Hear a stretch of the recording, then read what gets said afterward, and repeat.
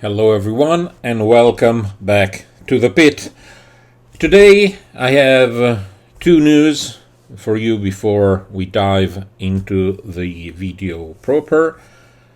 The good news is last night it took place the campaign battle in Operation Market Garden. It was the first battle in the Nijmegen sector, the assault at Grave Bridge.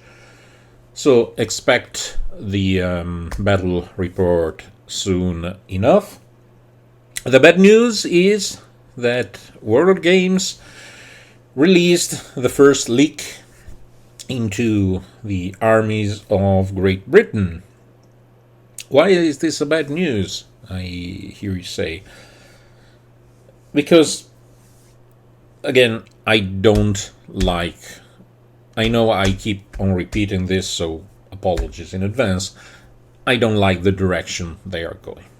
But, without further ado, let's move into the article. Again, as usual, the article is published on the World Games community section.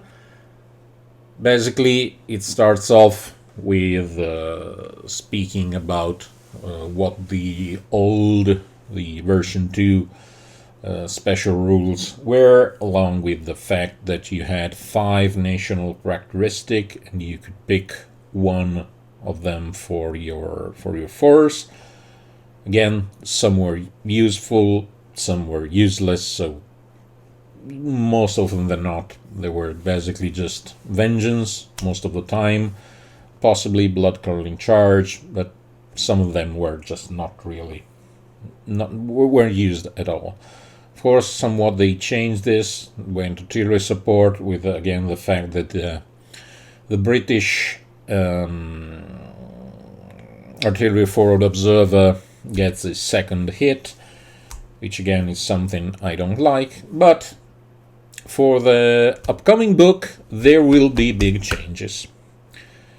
If the changes are good or are bad is up to you to decide. Of course, I am giving you my personal take, as I am not sponsored by World Games yet, ever.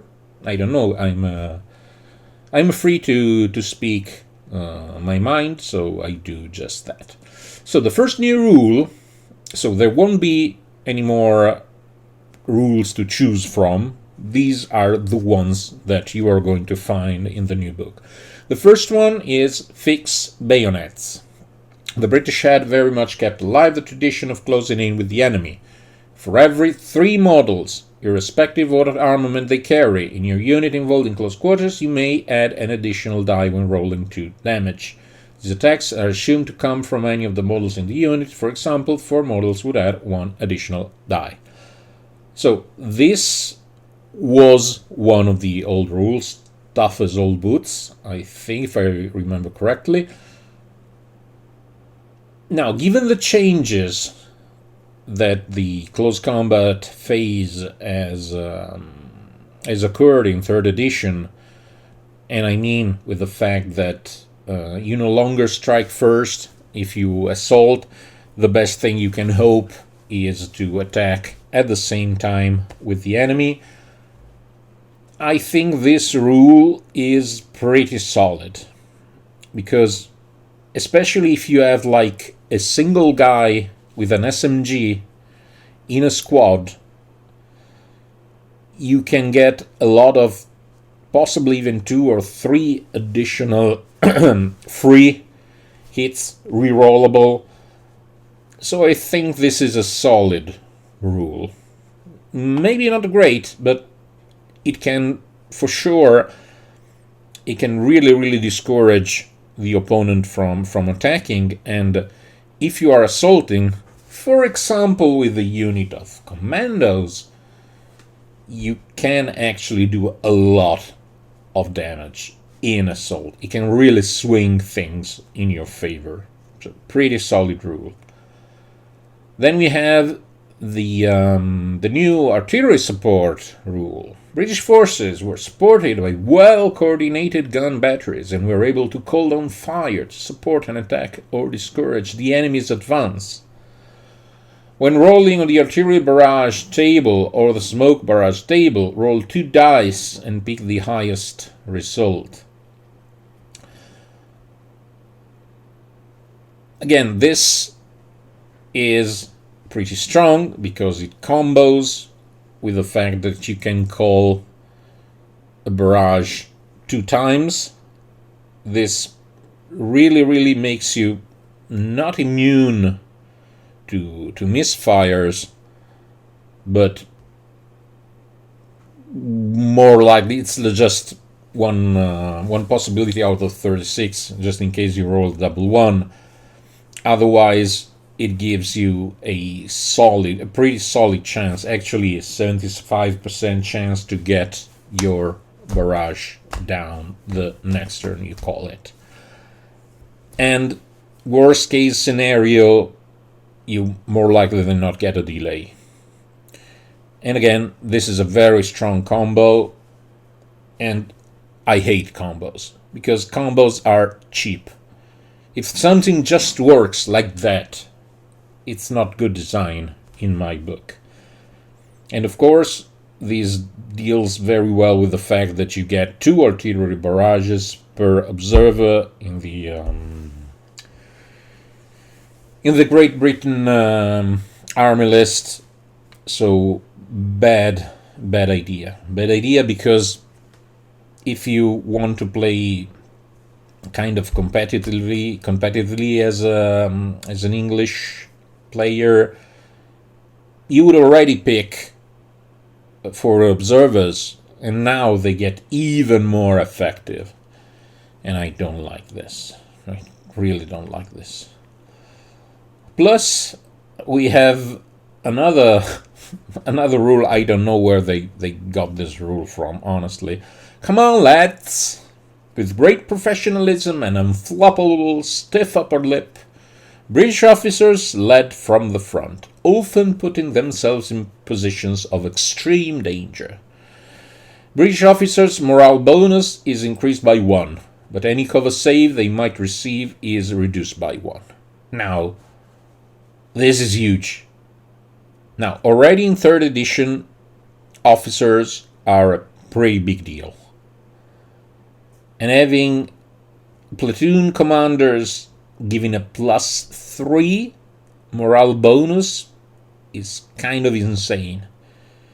True, they are less durable, but again, I think we will mostly see veteran officers from the British side, which is a good idea anyway, because it protects you from snipers, which are one of the most common counterplays to officers,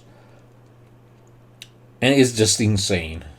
Simply put, insane. So we have a so-and-so rule, but not bad, because this is not bad. Probably underestimated, but I think it carries a lot of weight, because it really discourages enemy assaults,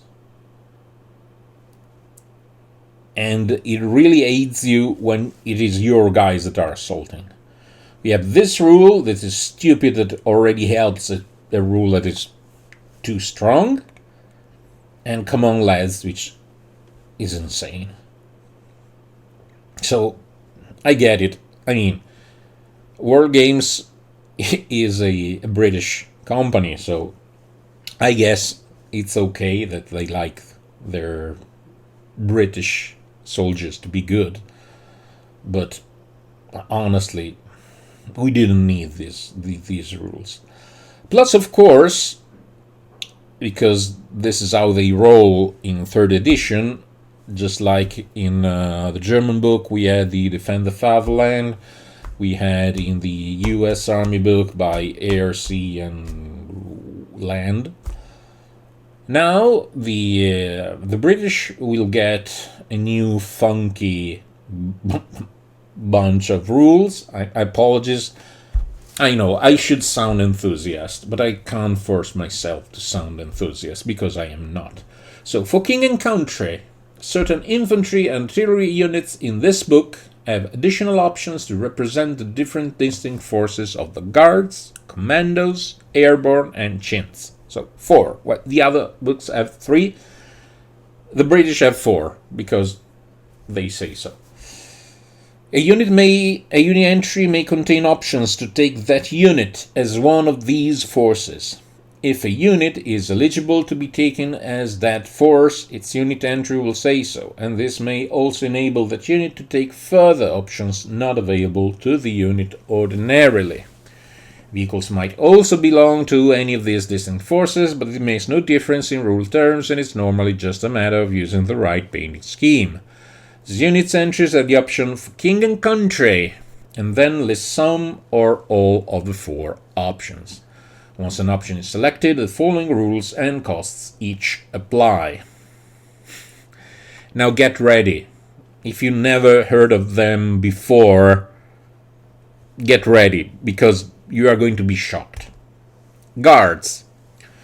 This rule represents the renowned guards regiments, but can also be used for other storied regiments with a strong sense of regimental tradition dating back hundreds of years, because of course the British are the only one. Units must be taken as regular or veteran, as if this was a big deal. Units must be given the following rule for +1 point per man. Iron discipline. Any regular or veteran unit may remove 2 pin markers rather than usual one if an order test is passed. Now, I haven't hammered it, but for 1 point, removing 2 pins all at the same time, whilst having the officers that give me +3 to my discipline. So we have regulars, morale 9, 2 pins 7 +3 10, just like veterans, and they remove 2. This, I don't know, maybe I'm crazy, but all of these rules sounds like insane to me. But stay tuned, because there are more. There are 4 options, remember. This is the first one, guards. Second, airborne. This is nothing new. Units must be taken as veteran. Units must be upgraded to stubborn for +1 point per man. And I mean, we all know stubborn is a great rule, because in 3rd edition, the best way to deal with veterans is to scare them off. If you are somehow able to make them test for losing 50% of the squad. With stubborn, you ignore this, just like that. Any infantry unit may be equipped with well bikes for +1 point per model, which I think basically no one uses. This was number 2, airborne. Number 3, commandos. So yes, there are a lot of bullet points. Now, commandos. Units must be taken at veteran. Now, we already know veterans are the best troops in 3rd edition, so you would probably take them as veteran anyway, but I digress. Units must be given the following rule for +3 points per man. Note that SMGs cost only 3 points if given to commandos, which again, please explain me why. All other armies so far pay the SMGs 4 points per model, but no, commandos only 3. Just like that, because they are commandos. So for 3 points, which means a grand total of 16 base points for veterans, you get tough fighters, which means that technically you could just use rifles and be super strong in close combat anyway. Behind enemy lines, when outflanking, this unit ignores the -1 modifier to the auto test for coming onto the table. Independent, if a commando subsection loses its NCO, roll a die. On a roll of 3 or more, another model within the unit is immediately selected to act as the unit's NCO. On the roll of 1 or 2, treat the subsection as having lost its NCO as normal.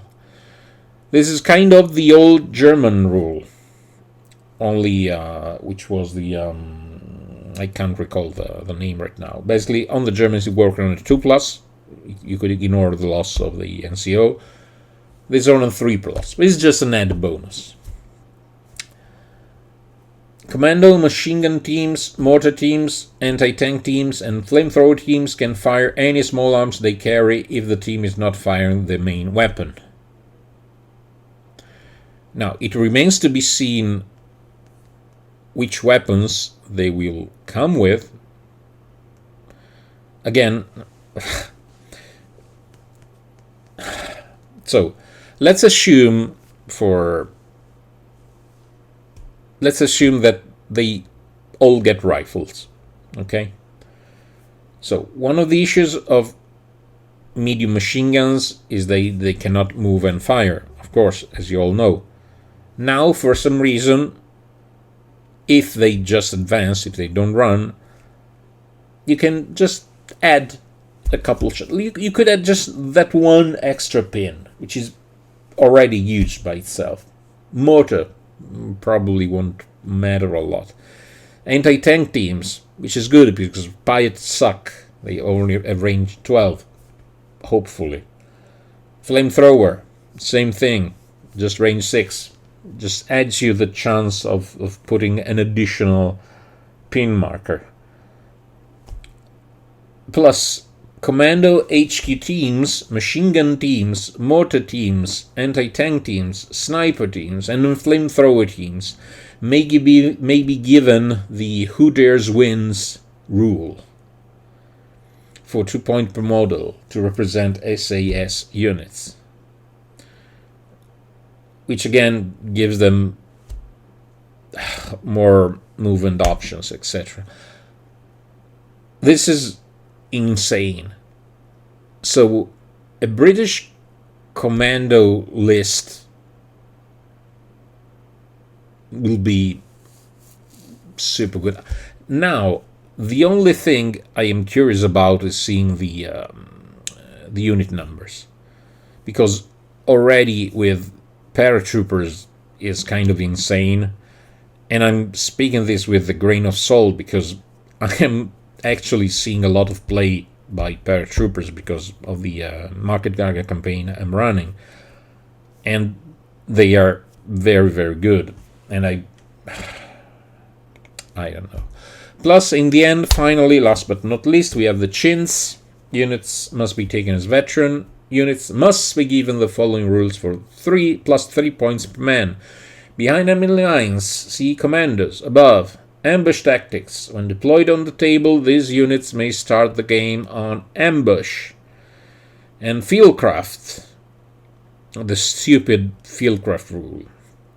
This applies to light howitzers and light anti-tank guns too, but not to other artillery units. Now, I'll be honest, so far I haven't seen any Geburtsjäger spam. But, again, I still think the rule is absolutely stupid. So we have four very, very, very strong rules. Again, you know, what irks me the most is this. These options enable you to build a force exactly the way you want to. Whether that's representing a specific historical unit at a particular point in time, or optimizing your army for competitive play, or anything in between. It's just a point of optimizing this. Optimizing your army for competitive play. This is the only reason. Because otherwise, for regular play, if you want to play the Coldstream Guards or whatever other regiment, a commando list. You could already do a commando list. You don't need special rules to make a commando list. This is my point. I will never ever stop repeating this thing. It's just bullcrap that you needed the platoons, that you needed all these rules to make things exactly as I want. Very, very historical. It's hypocrisy, in my opinion. So, these are the news. So, if you play Great Britain, great news. Great news. I have a British army, so you should be happy.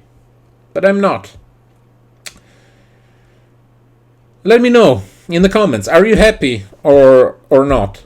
This is something I'm really curious about. If people are really happy about this kind of changes, or if it's just me that I haven't understood anything and I'm old and bitter and whatever. So please let me know. Just know yay or nay if you don't want to be more in depth, so to speak. And yeah, I will keep this video short because there's no point in dragging it forward. So stay tuned, because in a couple of days I should be able to upload the new battle report for Market Garden. Until that time, be safe. Ciao, ciao.